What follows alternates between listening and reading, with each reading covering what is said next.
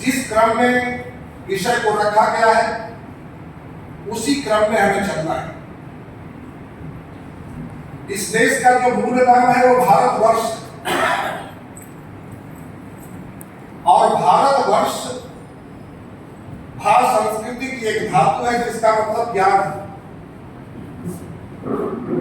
रथ मतलब लगा हुआ और वर्ष मतलब साइकिल। भारतवर्ष एक ऐसी संतति का नाम है जो दिव्य ज्ञान के अनुसंधान में पीढ़ी दर पीढ़ी लगा हुआ है, और ये संस्कृत निष्ठ देश है। संस्कृति भारत का प्राण है, इसकी सभ्यता का मेरुदंड है। और संस्कृति क्या है इसको इस कार्यक्रम के प्रारंभ से हम जाने।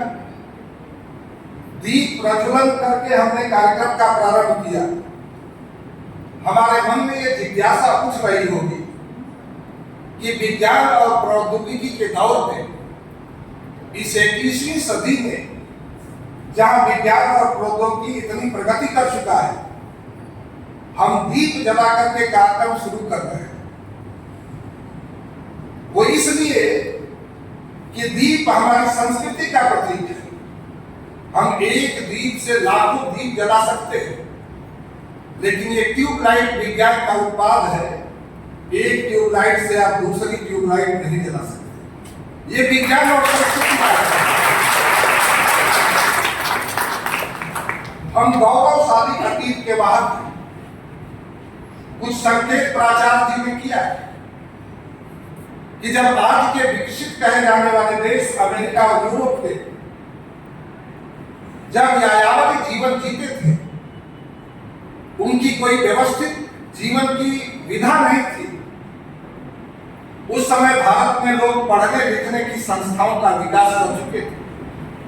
हमारे यहाँ गुरुकुल थे, गुरुकुलों में शिक्षा दी जाती थी, और शिक्षा नहीं विद्या दी जाती थी।